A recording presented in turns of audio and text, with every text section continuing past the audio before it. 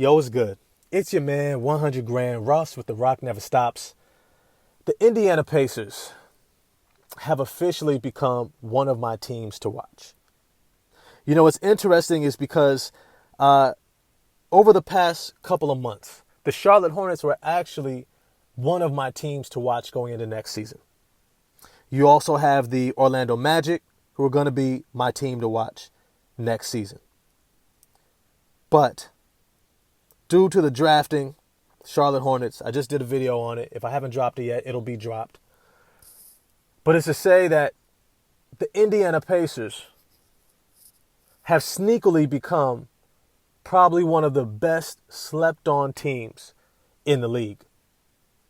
Tyrese Halliburton, after being traded for Domantas Sabonis from the Sacramento Kings, came in and has transformed this franchise. I did a video on it. If you want to check it out, I think it was maybe a year or so ago that I did this. But I said, and you can quote me, I said Tyrese Halliburton is going to have a better career than LaMelo Ball. And you know, it didn't get a lot of views. I want you to check it out. I think I'm going to put it in the kind of write-up section of this video. But Tyrese Halliburton is already an all-NBA level point guard. He's not as flashy as LaMelo, right? He's not going to give you that jelly, even though he can and he has. But he reminds me a lot of Steve Nash. A lot of Steve Nash, except at 6'5" with about a 6'10", 6'11" wingspan. You see, Tyrese Halliburton plays the game in a way that it makes guys better. And when you make people better, you actually create a team environment where guys play for one another. They don't just play for one another, but they play for the guy who they trust and depend upon to continue to make them and their team better, to ensure that they have an opportunity to win each and every night. Last season, before Tyrese Halliburton got injured, they were a top 5 seed in the Eastern Conference.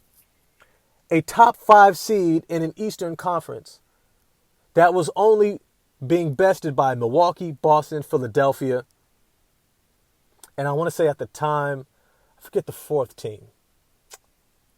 I can't think of it. But it's to say that it was an extremely competitive Eastern Conference. An Eastern Conference at the time that many people suggested was even more competitive than the Western Conference for the first time in a long time, with multiple MVP candidates in Milwaukee and Philadelphia, teams that were literally walking through the league. The Indiana Pacers were holding pace. And it's something to be said that, look, I understand many times in the game of basketball, especially professionally, when people aren't looking out for you, when they aren't thinking about being worried about you and beating them, they tend to relax.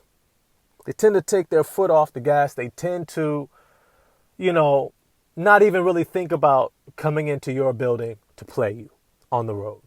You're not the game that's circled on their calendar. And so you have opportunity many times to take advantage of that and sneak up on teams and beat them by having more effort, coming out the gates hot.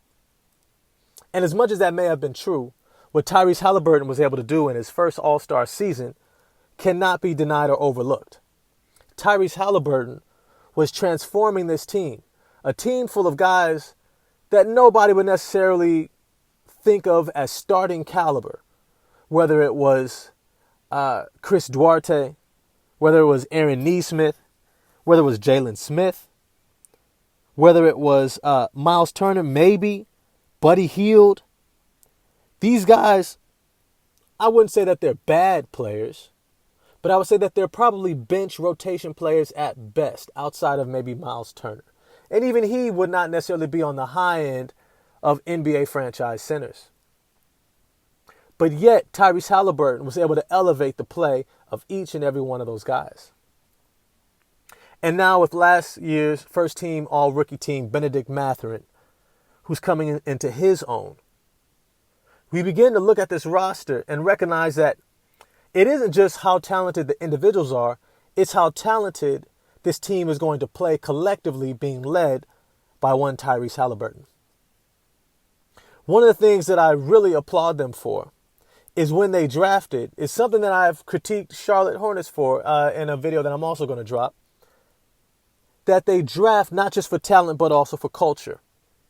Guys who can embody the type of team that they desire to be because they understand that that's the way to play if you're going to be a winning team.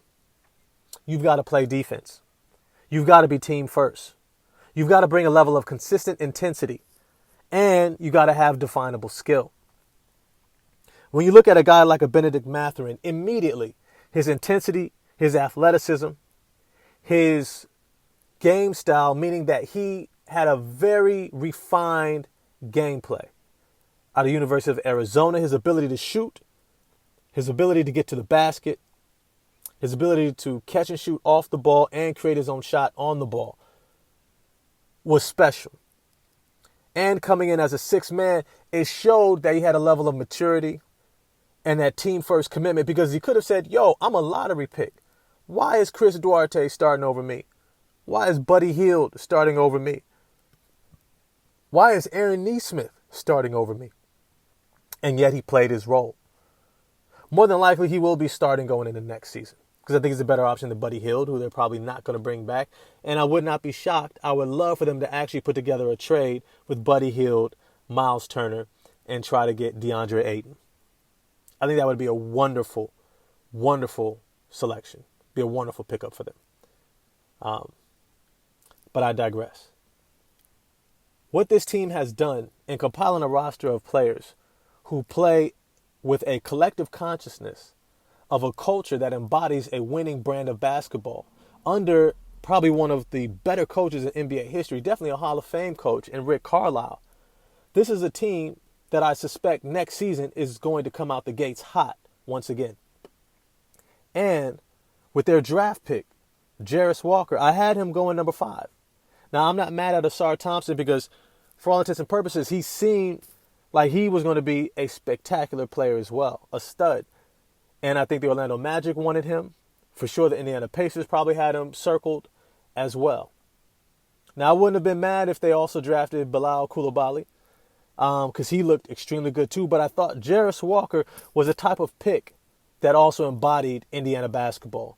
When you listen to Rick Carlisle describe Jarace Walker and their time together in the pre-draft process, in the interviews and taking him to dinner and showing him around the town, he began to describe a guy that teammates love playing with. I guess there's a story about him taking his NIL money, name, image, and likeness money, where college players can make money off their name, image, and likeness. He took that money and gave it to a teammate of his. Right? He's the type of selfless guy that, even though he came in out of the IMG Academy, highly touted, a high school prospect, he came to a veteran-laden Houston team that was competing for a national championship, that came in as a number 1 seed in the NCAA tournament this year and fell back and played a role. He said, I'll take on the defensive anchor role. And if you watched him play, he was willing to be that Swiss Army knife. He was willing to be the Aaron Gordon of a Denver Nuggets team, saying, look, I know I have the ability to do a lot, but I'm going to use my talents to maximize what this team can do collectively. And they had an extremely successful season. The type of mindset that somebody like a Gigi Jackson probably could have learned from. If he had that mindset and came to a different program, a veteran program with a bunch of seniors and juniors, he might have showed out and looked extremely promising as well. But I digress. Jarace Walker, I think, is one of those glue pieces that is going to continue to bring this team together. He's not just selfless, but he has the ability to defend all 5 positions. He's extremely athletic, great first step, really good ball handling ability. Aaron Gordon really is a really good comparison. Andre Iguodala as well. Maybe not the same level of passer, but his versatility, team-first mindset, and ability to make guys better, definitely so. I watched him make cross-court passes from the opposite corner, from the post, off the dribble, dump-offs, extremely selfless, but he's still an ecstatically exciting player with his athleticism and his skill. You see, he's one of those rare guys who are extremely talented and yet don't believe that they have to be the center of it all. kind of the Nikola Jokic effect. That I use my talent for the betterment of the team, not just because I can. And so when you look at the makeup of the Indiana Pacers, it's very clear to see that they're going to make that next step. I think they're going to be a play-in to playoff team. As always, health barring. But with Tyrese Halliburton, an all-NBA level point guard, their selection of Jarace Walker, a full season of Myles Turner, Benedict Mathurin in his second year, still got guys like Chris Duarte, TJ McConnell, you still got Jalen Smith. You got a lot of guys on this team who are going to be able to contribute and play with a degree of a chip on their shoulder because a lot of them were overlooked. Whether it's the Aaron Nesmiths, Benedict Mathurin, right? Because I believe Jaden Ivey got selected above him. There's a lot of guys who play with a mindset of, I got something to prove. I got something to show. And making the playoffs is going to be how they do it. But as always, I want to know what you all think. I know the Indiana Pacers don't always get a lot of love, but I want to show them something because I'm a big fan of Tyrese Halliburton and of Jarace Walker. So get at me in the comment section. Where do you think the Indiana Pacers are going to land next season? Do you think that their early success this past season, was a fluke? How do you think it all plays out? If you enjoyed the video, smash the like button, hit subscribe and the bell for notifications, and I'm going to get at y'all next time. Peace.